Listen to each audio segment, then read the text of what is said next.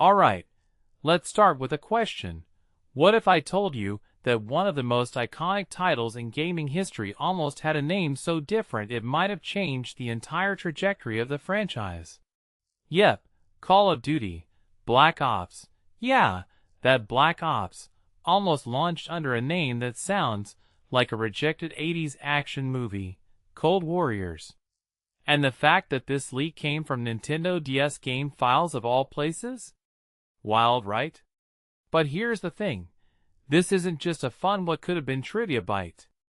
It's a masterclass in branding, creative identity, and how gaming culture latches onto certain ideas while burying others. Let's unpack this. First off, the leak itself. Someone dug up proto-Black Ops assets from a Nintendo DS game's code.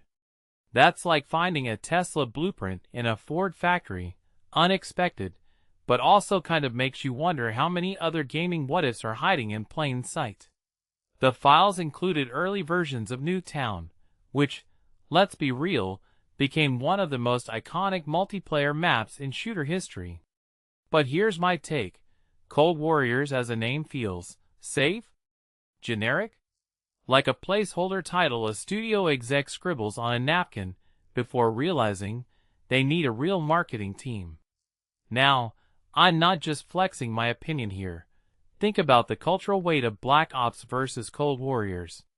The former drips with secrecy, moral ambiguity, and that edgy you-don't-need-to-know vibe that made the series a cultural touchstone.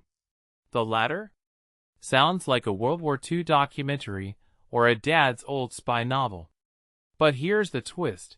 Cold Warriors might have actually been a better fit for the game's Cold War era setting. So why the change? My guess, Activision realized that Black Ops sells mystique, not history. It's not about accuracy. It's about selling a fantasy of covert badassery. And let's not ignore the Nintendo DS angle. Why was a DS game holding these files? Was this a spin-off that never launched? A development oversight? Or maybe a breadcrumb in a bigger conspiracy of abandoned projects? Either way, it highlights how messy game development can be. Even giants like Treyarch probably had a drawer full of half-baked ideas that never saw the light of day.